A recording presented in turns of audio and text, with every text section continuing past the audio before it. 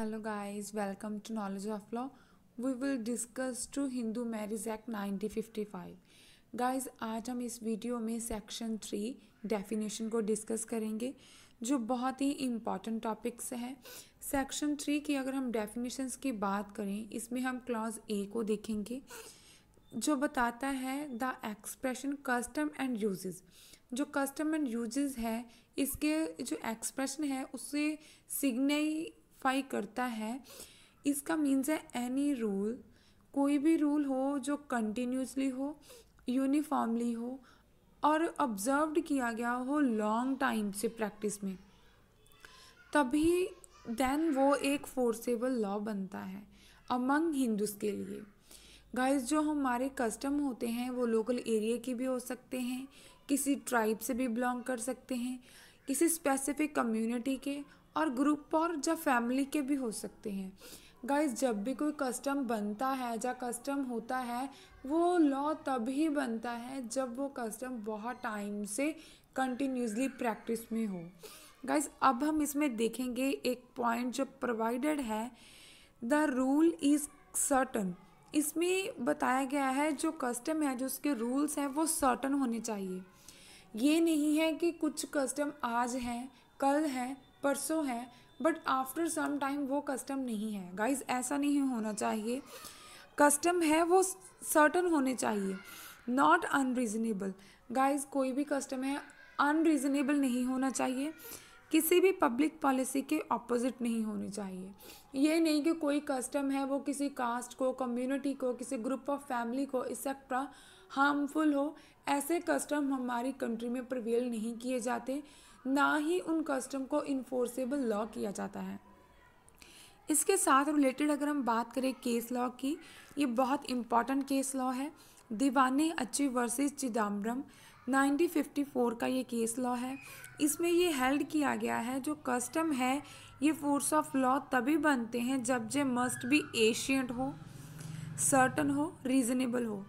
इसका मीन्स है भी जो कस्टम है वो हमारे मस्ट भी, बहुत इम्पॉर्टेंट है कि वो कस्टम लॉन्ग टाइम से प्रैक्टिस में हो, बहुत पुराने हो एंड वो सर्टन होने चाहिए और रीजनेबल होने चाहिए। अगर हम इसमें बात करें सेक्शन 3 क्लॉज ए में हिंदू मैरिज एक्ट 1955 में ये एक्सप्रेशन है कस्टम एंड यूजेस के। गाइज इसको डिफाइन किया गया है सेक्शन 3 क्लॉज ए में कस्टम एंड यूजेस को। गाइज इसका मीन्स है कोई भी रूल है जो सिग्निफाई करता है किसी भी कस्टम को, वो कंटिन्यूसली होना चाहिए, यूनिफॉर्मली होना चाहिए। मीन्स यूनिफॉर्मली मीन्स गाइज एक सार होना चाहिए। ये नहीं कि वो कस्टम है वो रिच मेंबर्स के लिए अलग है, रिच फैमिलीज के लिए एंड पुअर मेंबर के लिए अलग है। वो किसी भी लो कास्ट के लिए या लॉ क्लास के लिए किसी भी स्टेटस को नहीं बिलोंग करता। जो कस्टम है वो इक्वल ऑल मेंबर्स को पर एप्लीकेबल होता है।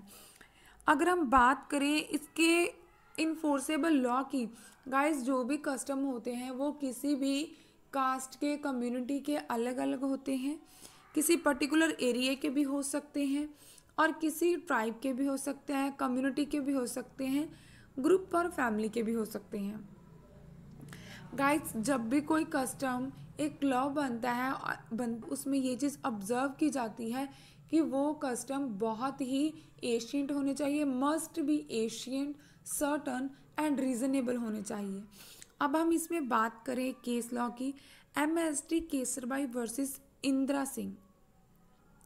गाइस इस केस लॉ में हम ये हेल्ड किया गया है जो हमारा कोर्ट है, इसमें जो इवन जजमेंट्स होती हैं ऑन अ कस्टम के बेस पर, इसे कैन भी प्रेजेंट किया जाता है बिफोर द कोर्ट में एज ए एविडेंस के बेस पर, एग्जिस्टेंस में एज ए कस्टम को सपोर्ट भी किया जाता है एंड इस्टेब्लिशमेंट भी किया जाता है।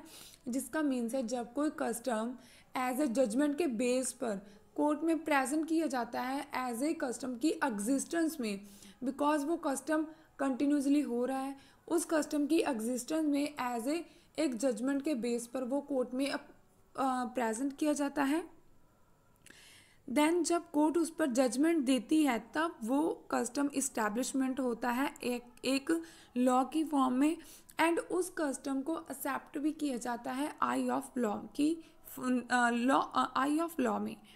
गाइज अगर हम बात करें टाइप्स की, गाइज इसके 4 टाइप्स हैं: local custom, family custom, class custom and general custom. Guys जो लोकल कस्टम है ये किसी लोकल एरिया के पर्टिकुलर एरिया को बिलोंग करते हैं, स्पेसिफिक एरिया के कस्टम होते हैं जिसे हम लोकल कस्टम बोलते हैं। गाइस नेक्स्ट है फैमिली कस्टम, जो जनरेशन टू जनरेशन पास होते हैं गाइस उसे हम फैमिली कस्टम बोलते हैं।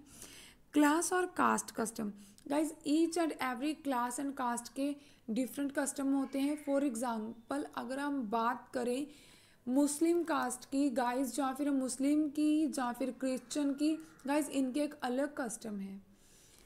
नेक्स्ट हम बात करें जनरल कस्टम, जो जेन्युइन होते हैं, जो आम नॉर्मल हमारे नॉर्मल कस्टम होते हैं उनकी बात करें। इसमें आते हैं गाइस नॉर्मल जो जेन्युइन हमारे प्रैक्टिस में कुछ कस्टम होते हैं जो प्रिवेल करते हैं होल कंट्री में। फॉर एग्जाम्पल गाइज अगर हम बात करें हमारे इंडिया में, अगर हम कहीं भी जाएं, कोई टूरिस्ट भी हमारे इंडिया में आता है एज ए किसी भी वे से, गाइज वो नमस्ते जो वर्ड है गाइज ये बहुत फेमस है। नमस्ते जो टूरिस्ट हैं वो भी बहुत अच्छे से नमस्ते वर्ड को बोलते हैं। गाइज ये हमारा इंडिया की कंट्री का कस्टम है नमस्ते। गाइज अगर हम बात करें एक रिचुअल की, एक रिवाज की, जो तिलक है ये रिमार्क करता है जब भी कोई भी हमें तिलक लगाता है उसमें गाइस उसकी एक ब्लेसिंग होती है, वो हमें ब्लेस करता है। ये भी हमारा एक कस्टम है, एक रिचुअल है।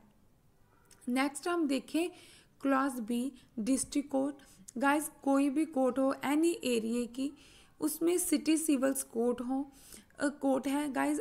उस कोर्ट में कोर्ट जो होती है गाइस वो किसी भी एरिया की हो सकती है। जो इसके प्रिंसिपल होते हैं कोर्ट के वो ओरिजिनल यूरिसडिक्शन होता है, जो कि स्टेट गवर्नमेंट के बाय नोटिफिकेशन के थ्रू हमें ऑफिशियल गजट के थ्रू हमें नोटिफिकेशन किया जाता है।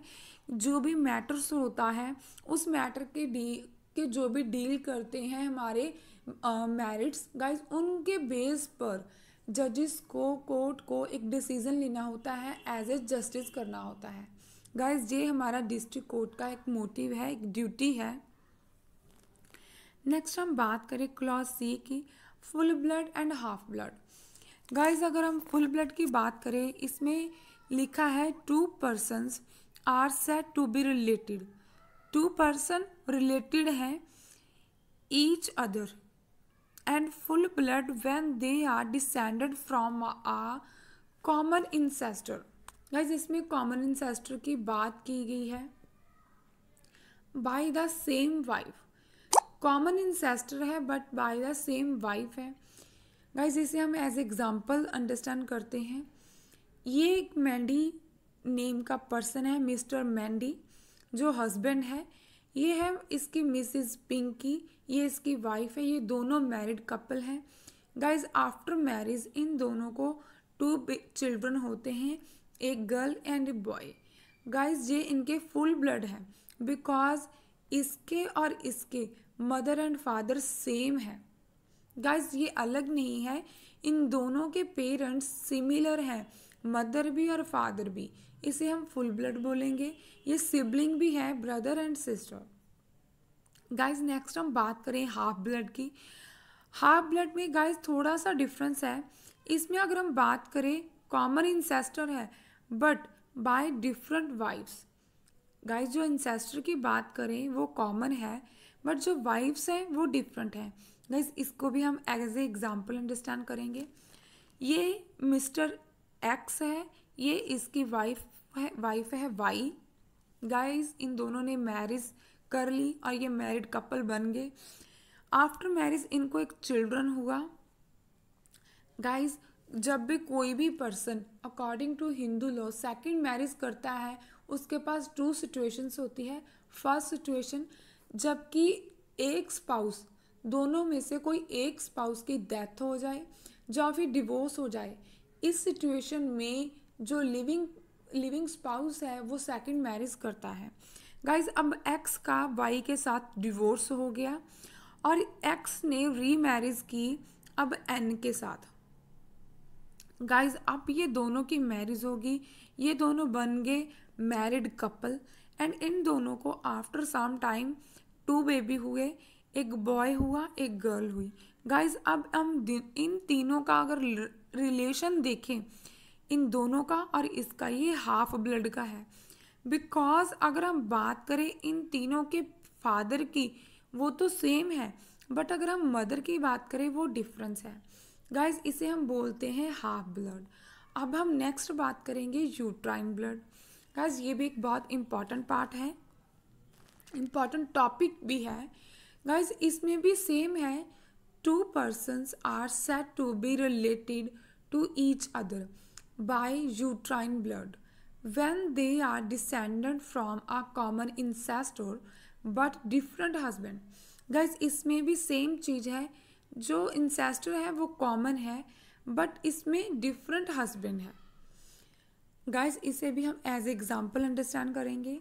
ये प्रिया है जिसने मैरिज की राज के साथ। गाइज इन दोनों की मैरिज होगी, ये मैरिड कपल बन गए। अब इन दोनों को आफ्टर मैरिज एक बेबी हुआ जो गर्ल थी। गाइज अब जो राज था, गाइज इसकी डेथ हो गई।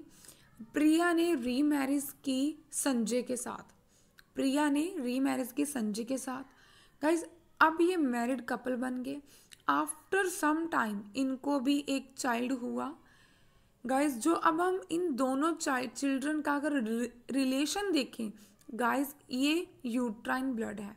बिकॉज जो इन दोनों की मदर है वो तो सेम है बट इनकी जो फादर है वो डिफरेंट है। गाइज यही एक इनका डिफरेंस है।